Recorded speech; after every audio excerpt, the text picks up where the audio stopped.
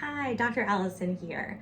I'm going to talk a little bit about what happens to your body after you have a baby, and we're going to go through some safe exercises to start doing once you're done bleeding. So after the alopecia has left your body and you're no longer spotting, we're going to go through some exercises that are safe to help get your core back on track and in the right direction, okay?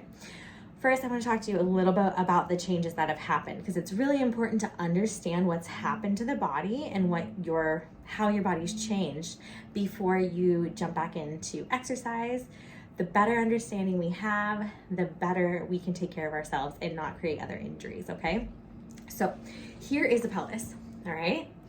Pelvis, this is the front, this is the back. As you grow a baby, what happens is that this pelvis separates. Oftentimes 5 to 7 millimeters right here at the pubic symphysis joint. That can go all the way up to 9 millimeters during delivery itself.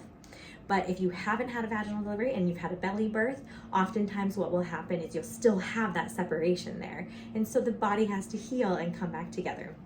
You also can get some separation or instability, more movement at one of these joints called your sacroiliac joint, often abbreviated SI joint. That shows up as pain, usually on the right low back, but it can happen on either side, but it's usually one-sided in nature. So that's a little recap of what's happening to the pelvis, okay? After that, let's talk about the abdominals, okay? So you have your two six-pack ab muscles, so this is called the six-pack ab muscles, your rectus abdominis muscles, little brain fart for you there. And they're connected by the linea alba, which is this little piece of fascia that is right between those ab muscles. When you grow a baby, you have separation in that. If it is clinically significant, so about 2 finger widths at the 6-week mark of separation, so when you're 6 weeks postpartum, if you can stick 2 fingers there all along the belly button, all the way up to the sternum, all the way down to the pubic bone, if you have any palpable separation, we call that a diastasis recti. You might hear it marketed as like mommy tummy or other things like that, but that is called a diastasis recti. That's really common. And the way to heal that is to work with a pelvic expert PT, but also to start managing your abdominal pressures. We're going to talk a little bit about that, and also to help the abdominal walls start to come back together. I'm going to give you some exercises to do that today.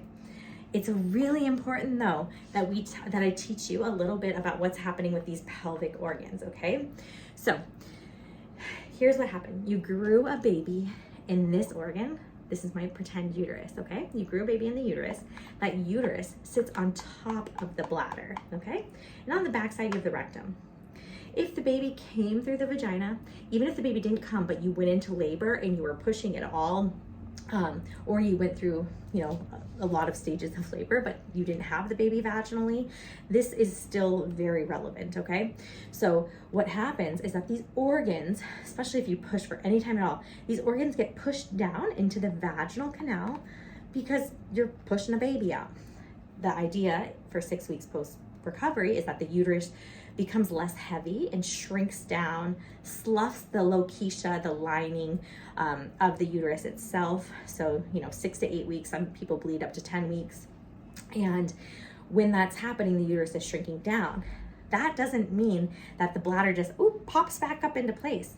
Most of the time, there is some descent of the bladder itself into the vaginal canal. So this is your vagina. Obviously not.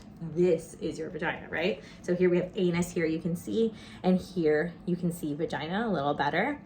So I'm gonna turn the pelvis this way. So imagine if you're just like laying on a table with like knees bent, legs apart. This is the visual of what it looks like. You can always take a mirror and take a look down there to see yourself.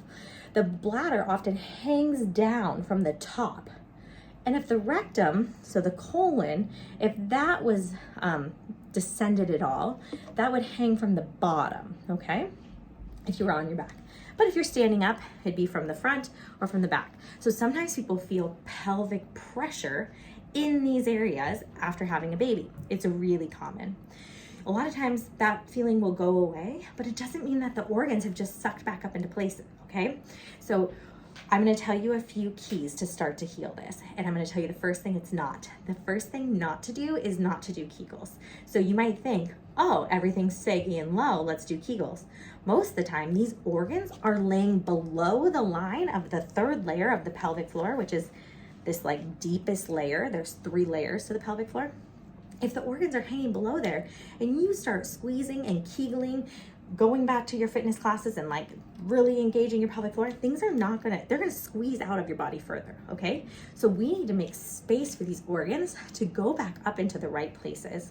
This is a lot of times why people end up peeing in their 40s and 50s, like 5 to 10 years after they've had a baby. It's because these organs never got to heal back up into the right place, but the body was so beautiful at compensating that they didn't have any symptoms for so long. So their symptoms didn't show up, until 5-10 years after having a baby. All right, let's get into some exercises that can really help these organs shift back up into the right places, and some things that you should start doing right away after you have a baby. So the first thing you want to start to do is do diaphragmatic breathing to help open the pelvic floor itself, okay? So you're going to think about opening the vagina as you breathe. This is going to help create space for those pelvic organs to get back into the right places. If it feels good for you, you can do this breathing with your hips elevated. Again, you want to be done bleeding before you elevate your hips. But you can do this exercise right away after birth without your hips elevated, even if you are bleeding. So the idea here, take a nice deep breath into the abdominal area and exhaling. If I'm thinking of my whole entire rib cage expanding like an umbrella in 360 degrees, I'm breathing into my back, I'm breathing into my lateral ribs, and I'm breathing into my front ribs and into my abdominal cavity.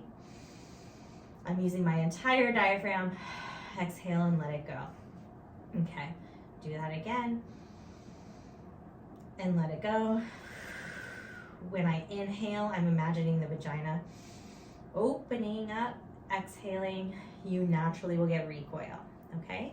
So in this position alone, my bladder is being shifted up to my head, and that's giving a lot more space for my pelvic floor to start to be able to work without like having to squeeze those organs, okay?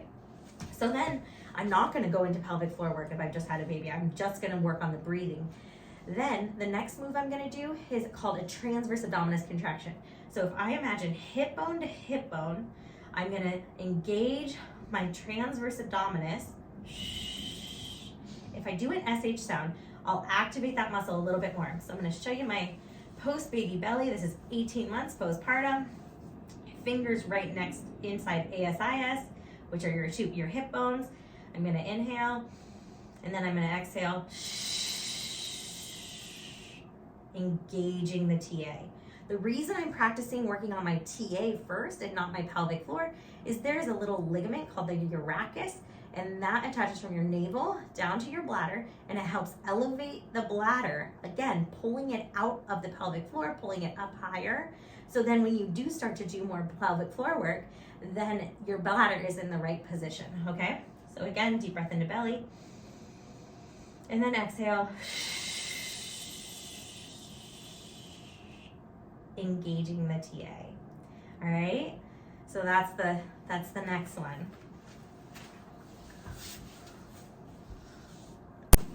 Now we're coming from with our hips elevated on 1 to 2 pillows, so we're keeping that ability for the organs to go up into the body. Legs are on the wall, again, just helping pull the organs back into the right places. What we're gonna start doing is working on some of the hip muscles. So this is gonna give some overflow to the pelvic floor without doing pelvic floor work. Really, truly, it takes a lot to be able to like activate and do Kegels properly. And most of the time post-birth, we have scar tissue in the pelvic floor that doesn't allow us to contract fully or relax fully anyways. So definitely get some work done with a pelvic expert to help take care of that. But these exercises can really help a ton. So you'll be in this position, you'll inhale. On the exhale, you'll initiate a toe squeeze. If you feel like you can stabilize your body and pull your feet away from the wall, that's excellent, good core work. If you're bulging out at all, you're gonna wanna keep your heels on the wall, squeezing the toes together, and then we'll let it go. And then you can do heels, squeezing the heels together, and then you can let it go. And then you can do more heel squeezes. I would do 10 toe squeezes and then 10 heel squeezes.